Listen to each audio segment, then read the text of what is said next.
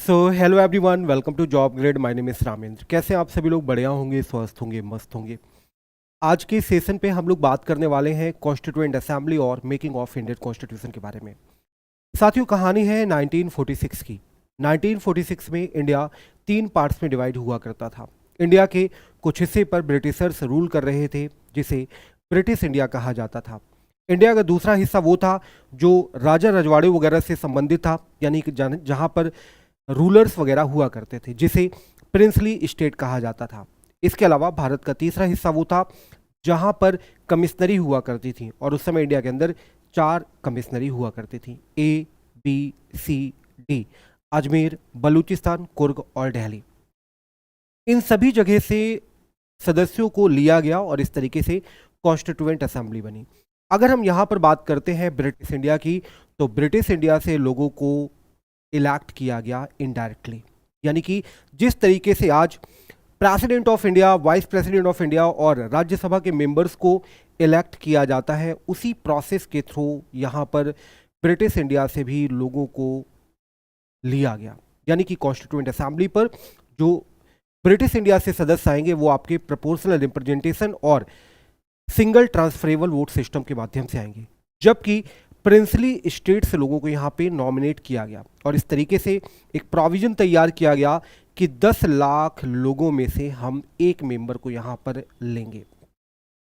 Finally जाकर 9 दिसंबर 1946 को पहली मीटिंग होती है कॉन्स्टिट्यूएंट असेंबली की, और इस मीटिंग पे प्रॉब्लम आती है कि आखिरकार हम चेयरपर्सन किसे बनाया जाए।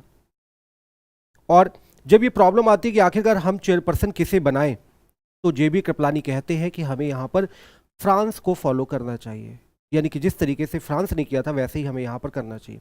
सवाल उठा, फ्रांस ने क्या किया? तो फ्रांस ने अपने सबसे बुजुर्ग व्यक्ति को, जो सबसे ओल्ड एज पर्सन थे, उनको यहाँ पे पहली मीटिंग के लिए चेयरपर्सन बना दिया था। हमने भी यहाँ पर इन चीज़ों को देखते हुए डॉक्टर सच्चिदानंद सिन्हा को चेयरपर्सन बना दिया। तब तक पहली मीटिंग पे हमने डिसाइड कर लिया कि हम आखिरकार चेयरपर्सन किसे बनाएंगे, तो परमानेंट चेयरपर्सन बनाया जाता है डॉक्टर राजेंद्र प्रसाद को। ये सारी प्रोसेस यहाँ पर तैयार होती है, पहली मीटिंग होती है 9 दिसंबर को, और इस तरीके से ये आपका पहला प्रोविजन तैयार होता है। अगर हम यहाँ पे पहली मीटिंग की बात करें, तो पहली मीटिंग दिल्ली के सेंट्रल हॉल पे होती है, जिसे आज सेंट्रल हॉल के नाम से जाना जाता है, उसे उस समय कॉन्स्टिट्यूशन हॉल के नाम से जाना जाता था।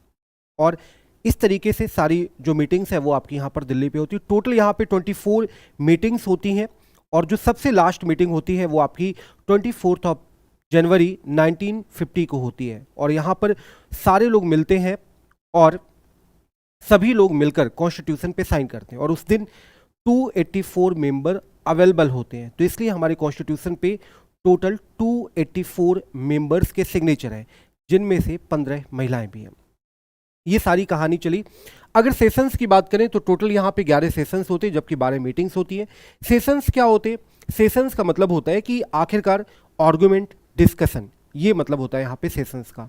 तो टोटल यहाँ पर 11 सेशंस होते हैं, और हमारी कॉन्स्टिट्यूएंट असेंबली का जो प्रोविजन यहाँ पर तैयार किया गया था कि किस तरीके से मेंबर्स आएंगे, क्या प्रोविजन होगा, वो सारी चीज़ें यहाँ पे कैबिनेट मिशन के द्वारा यहाँ पर की गई, और कैबिनेट मिशन ने यहाँ पर एक इंपॉर्टेंट रोल प्ले किया। अब कई बार आपसे ये भी पूछ लिया जाता है, कुछ इंपॉर्टेंट कमेटीज के चेयरपर्सन आपसे टेबल में दे देगा और आपको मैच करना होगा, इस तरीके से यहाँ पे पूछ लिया जाता है। तो कुछ इंपॉर्टेंट कमेटीज हैं, जैसे कि ड्राफ्टिंग कमेटी की अगर बात करें, डॉक्टर अम्बेडकर इसके अध्यक्ष थे। Union power committee, union constitution committee की बात करें, जवाहरलाल नेहरू इसके अध्यक्ष थे। प्रोविंशियल कॉन्स्टिट्यूशनल कमेटी की बात करें, कमेटी ऑन फंडामेंटल राइट्स की बात करें, committee on minority and tribal and excluded areas की बात करें, तो जिसके अध्यक्ष आपके सरदार वल्लभ भाई पटेल थे। अगर हम यहाँ पर कमेटी ऑन रूल्स और प्रोसीजर्स की बात करें, स्टीयरिंग कमेटी की बात करें, तो इसके चेयरपर्सन आपके डॉक्टर राजेंद्र प्रसाद बनाए गए थे। ये वो इंपॉर्टेंट कमेटीज हैं जो अक्सर आपके एग्जाम में पूछ ली जाती हैं टेबल के फॉर्म पे, और आपको यहाँ पे मैच कराना होता है। हमारी जो कॉन्स्टिट्यूएंट असेंबली बनी, कॉन्स्टिट्यूएंट असेंबली पर results of the assembly election. अब ये जो इलेक्शंस हुए वो 296 सीट्स पर हुए, जो कि ब्रिटिश इंडिया से सीट्स थी टोटल। आपको पता होगा कि अगर हम यहाँ पर टोटल की बात करें तो 389 कॉन्स्टिट्यूएंट असेंबली पे मेंबर थे, और आफ्टर पार्टीशन, जब इंडिया पाकिस्तान का पार्टीशन हो जाता है, तो 299 मेंबर यहाँ पर इंडिया की कॉन्स्टिट्यूएंट असेंबली पे रह जाते हैं, but before partition there were the 389 members in the constituent assembly, जिनमें से कुछ लोग नॉमिनेट हुए, कुछ लोग यहाँ पर ब्रिटिश इंडिया से आए। तो ब्रिटिश इंडिया से यहाँ पर 296 मेंबर आए, जिनमें से कांग्रेस के 208 मेंबर थे, मुस्लिम लीग से 73 और अदर से यहाँ पर 15 मेंबर थे। ड्राफ्टिंग कमेटी ने इंपॉर्टेंट रोल प्ले किया कॉन्स्टिट्यूशन के ड्राफ्ट को तैयार करने पे, क्योंकि सबसे पहला जो ड्राफ्ट तैयार किया था वो BN राव ने तैयार किया था जब पहली मीटिंग होती है। अब यहां पर मुद्दा उठा कि हम पूरे कॉन्स्टिट्यूशन को कैसे बनाएंगे। उसके लिए एक अलग सी कमेटी बनाई गई जिसका नाम था ड्राफ्टिंग कमेटी। ड्राफ्टिंग कमेटी की अगर बात करें तो इसका फॉर्मेशन होता है 29 अगस्त 1947 पे। टोटल 7 मेंबर्स होते हैं, जिसके चेयरमैन आपके डॉक्टर BR अम्बेडकर साहब होते हैं, और इनके अलावा और भी बाकी मेंबर्स होते हैं, जैसे कि N गोपाल स्वामी आयंगर, अल्लादी कृष्ण स्वामी अय्यर, KM मुंशी, मोहम्मद सादुल्ला, BL मित्रा और DP खेतन। बाद में फिर यहाँ पर क्या हुआ कि जो N माधव राव थे, पहले वो मेंबर थे, बाद में N माधव राव की जगह BL मित्रा आ गए, TT कृष्णाचारी आ गए, और जिन्होंने DP खेतान को यहाँ पर रिप्लेस किया था। इस तरीके से यहाँ पर टोटल 7 मेंबर्स यहाँ पर थे। अब देखो यहाँ पे कुछ इंपॉर्टेंट बातें हैं जिनके बारे में देख लेते हैं। The members of the constituent assembly were elected. तो कैसे इलेक्ट किए गए? PR और STV के आधार पर इलेक्ट किए गए, यानी कि प्रोपोर्शनल रिप्रेजेंटेशन और सिंगल ट्रांसफरेबल वोट सिस्टम के आधार पर इलेक्ट किए गए, और 10 लाख में से एक मेंबर को यहाँ पे लिया गया था। जो यहाँ पे कैबिनेट मिशन आता है 1946 पे, उस पर आपके 3 मेंबर होते हैं, पैंथिक लॉरेंस, स्टैफोर्ड क्रिप्स, जो यहाँ पर 1942 पे क्रिप्स मिशन आता है, उसके चेयरपर्सन होते हैं ये AV अलेक्जेंडर, और ये सारे ब्रिटिश कैबिनेट मिनिस्टर हुआ करते थे उस समय पर। अब यहाँ पे एक फिलोसफर है ग्रैनविले ऑस्टिन, उन्होंने बोला है कि constituent assembly was the Congress and Congress was India, ऐसा ग्रैनविले ऑस्टिन ने बोला है। फाइनली जाकर 29 अगस्त 1947 को ड्राफ्टिंग कमेटी हमारी बनती है, और जो एडहॉक कमेटी होती है, फ्लैग एडहॉक कमेटी, जिसने हमारे यहाँ फ्लैग का डिजाइन तैयार किया, उसके चेयरपर्सन आपके बनाए जाते हैं डॉक्टर राजेंद्र प्रसाद जी। इसके अलावा ये आपकी कुछ इंपॉर्टेंट गवर्नर जनरल है, कई बार आपसे मैच कराने को पूछ लेता है। तो अगर आपसे पूछा जाए कि विलियम बेंटिक के बारे में, तो विलियम बेंटिक यहाँ पे गवर्नर जनरल ऑफ बंगाल थे और first governor general of India थे, जिन्हें 1833 के एक्ट के माध्यम से यहाँ पर बनाया गया। रॉबर्ट क्लाइव की बात करें तो इनका टाइम पीरियड 1757 से 1760 तक था, बाद में 1765 से 1767 तक था। लॉर्ड माउंटबेटन की बात करें तो 1947 से 1948 तक रहे, और ये लास्ट वायसराय थे, और first governor general of independent India भी यही थे। वॉरेन हेस्टिंग्स की बात करें तो वॉरेन हेस्टिंग्स का टाइम पीरियड 1772 से 1774 और फिर 1774 से 1785 तक था। ये बंगाल के पहले गवर्नर जनरल और लास्ट गवर्नर थे बंगाल के। सी राजगोपालाचारी की बात करें तो जून 1948 से जनवरी 1950 तक इनका टाइम पीरियड था, और ये आपके first and last governor general of independent India बनाए गए थे। लॉर्ड कैनिंग की बात करें तो Lord Canning last governor general of India और फर्स्ट वायसराय ऑफ इंडिया यहाँ पर चुने गए थे। कुछ और इंपॉर्टेंट बात जो मैंने ऑलरेडी आपको बता रखी है। पहली मीटिंग 9 दिसंबर 1946 को होती है। टेम्पररी चेयरपर्सन आपके डॉक्टर सच्चिदानंद सिन्हा बनाए जाते हैं। परमानेंट चेयरपर्सन आपके राजेंद्र प्रसाद बनाए जाते हैं। कॉन्स्टिट्यूशनल एडवाइजर बनाया जाता है BN राव को। टोटल टाइम लगता है 2 साल 11 महीने 18 दिन कॉन्स्टिट्यूशन को बनने में।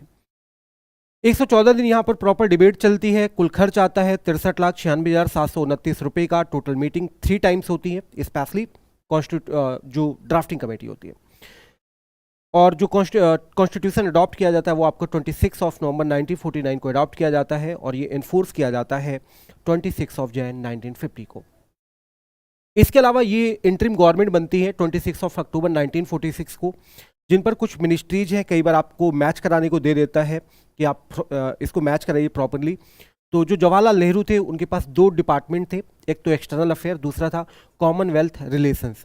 वल्लभ भाई पटेल के पास होम, इंफॉर्मेशन और ब्रॉडकास्टिंग मिनिस्ट्री था। सी राजगोपालाचारी के पास एजुकेशनल डिपार्टमेंट था। लियाकत अली के पास फाइनेंस डिपार्टमेंट था। जोगेंद्र नाथ मंडल के पास लॉ डिपार्टमेंट था। अब्दुल रब निस्तार के पास पोस्ट और एयर डिपार्टमेंट था। राजेंद्र प्रसाद जी के पास फूड और एग्रीकल्चर मिनिस्ट्री थी।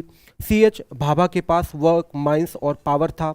बलदेव सिंह के पास डिफेंस था, और II चुनिंदर जी के पास आपकी कॉमर्स डिपार्टमेंट था। ये वो डिपार्टमेंट से जो इंपॉर्टेंट पर्सनालिटीज को दिए गए। तो ये सेशन आपके लिए स्पेशली, जब कभी भी टेबल्स के फॉर्म में इंफॉर्मेशन आती है तो उस पर आपको ये बहुत इंपॉर्टेंट चीज़ें रहती हैं। आपको ये जो इन्फॉर्मेशन है वो अपने माइंड पे रखनी पड़ेगी, स्पेशली जब टेबल्स के फॉर्म में क्वेश्चन आते हैं। इसके अलावा ये हमारे यहाँ पर बैच है, फाउंडेशन बैच है इंग्लिश मीडियम के लिए, आप इसे ज्वाइन कर सकते हैं, जिसके अंदर आपको 1-to-1 मेंटरशिप मिलेगी, प्रिंटेड स्टडी मटेरियल मिलेगा, स्ट्रक्चर्ड नोट्स मिलेंगे और लाइव क्विज और टेस्ट सीरीज आपको यहाँ पे मिलने वाली है। इसके अलावा ये हमारा फाउंडेशन बैच है यूपीएससी के लिए। डेली लाइव क्लासेस होंगी 5 days in a week, unlimited access होगा लाइव और रिकॉर्डेड क्लासेस का, वीकली डाउट सेशंस होंगे और वीकली करंट अफेयर आपको यहाँ पे मिलेगा। ये हमारा एनसीईआरटी बैच है जिस पर आपको लाइव और रिकॉर्डेड क्लासेस मिलने वाली हैं, जिसके अंदर आपको 200+ आवर्स की रिकॉर्डेड और लाइव क्लासेस मिलेंगे, जिस पर हम 6 से लेकर 12th तक की एनसीईआरटी को कवर करेंगे। साथ ही साथ weekly doubt session, free notes और आपको टेस्ट सीरीज, पीवाईक्यूज वगैरह मिलेंगे। ये हमारा मेंस का प्रैक्टिस बैच है specially for the UPSC CSE 2025 के लिए, जिसके अंदर आपको यहाँ पे डेली आंसर राइटिंग प्रैक्टिस कराई जाएगी, स्ट्रक्चर्ड इवैल्यूएशन होगा, 1-to-1 फीडबैक मैकेनिज्म और क्वालिटी एनहांसमेंट सीरीज। इस पे आपके 4 पेपर कवर किए जाएंगे और ऐसे का पेपर कवर किया जाएगा, यानी GS paper first, second, third और फोर्थ, और ऐसे ये 4 पेपर यहाँ पे कवर किए जाएंगे। इसके अलावा यदि आप एथिक्स के लिए ज्वाइन करना चाहें तो एथिक्स का भी हमारा फाउंडेशन बैच है, जिस पर आपको डेली लाइव क्लासेस मिलेंगी, कंसाइज नोट्स मिलेंगे, रेगुलर केस स्टडी डिस्कशन होगा, वीकली असाइनमेंट मिलेंगे और डाउट क्लियरिंग सेशंस मिलेंगे। ये हमारा टेलीग्राम चैनल है, ताकि जो भी हमारे इंपॉर्टेंट अपडेट्स हैं वो आप तक प्रॉपरली यहाँ पर पहुँचती रहे।